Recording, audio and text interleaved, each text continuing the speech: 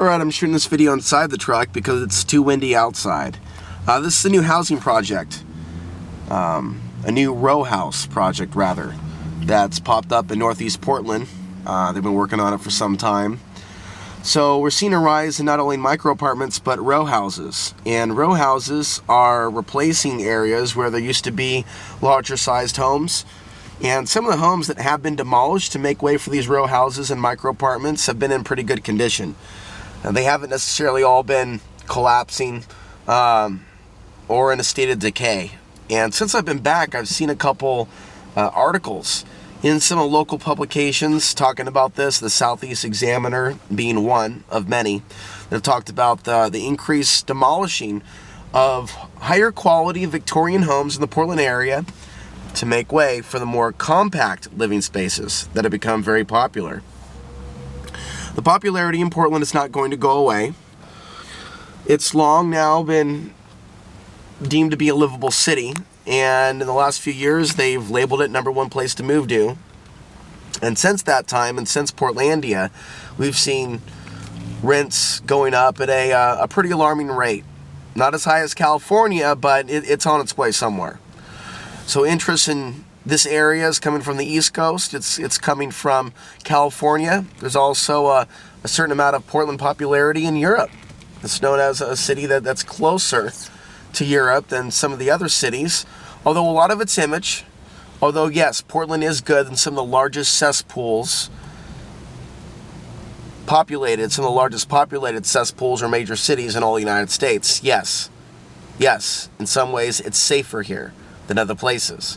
But as this growth continues to explode, you're going to see more problems and complications within the city, as well as within the world. You just can't run from your problems. Portland doesn't need to be rebuilt. And a lot of people are wondering, well, you know, how can Portland grow? There's only so much space, and it's important to know the terrain of Portland. It's only so big, really. There's a lot of cities out there that are far larger than Portland. So their plan is to make things more dense and taller. And so how things progress from here on out is going to be really interesting. But at the very least, we're going to see a major transformation of the east side. No doubt about it, with the rise of micro apartments in the popular inner southeast area and in the area around North Vancouver, North Williams, around that New Seasons, within a mile of that particular location. There's a lot of building projects that are going up, including the one over on 7th and Russell Street, which is not too far from PCM.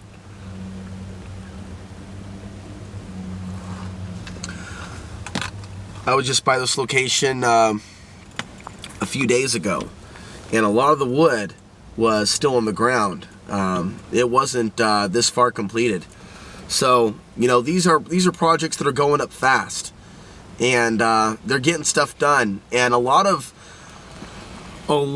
empty parking lots have been turned into these micro apartment complexes, which, I mean, there may be a few that are already in operation, maybe a lot, but it seems like a lot of them are being constructed right now at the same time, probably by the same company, who's owned by characters, or a character who's probably pretty close to the mayor of Portland, Oregon. So these things are really important to notice, to see, to witness, to understand how the demographics of Portland is changing, how dense living changes the vibe of a neighborhood. When you have a lot of racial tensions in the media and a lot of games that are being played with people's consciousness to fear one another, we're also being put in tighter living quarters. So, again, the people are having games being played with their head. Fear this person, resent this person, have a beef with this person because the media is hyping a particular issue.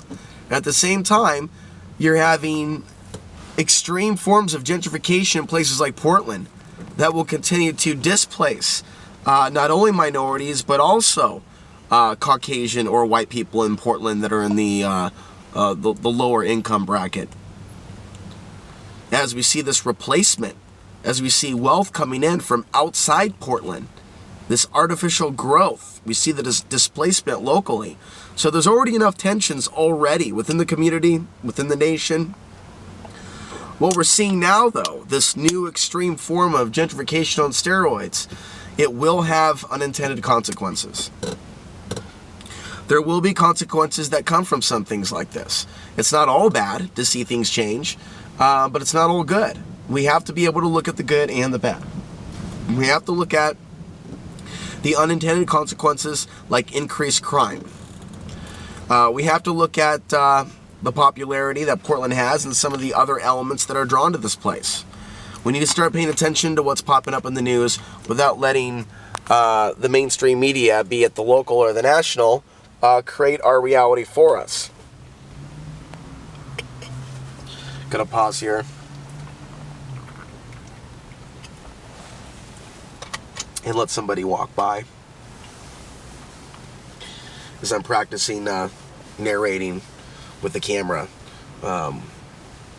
with more and more stealth.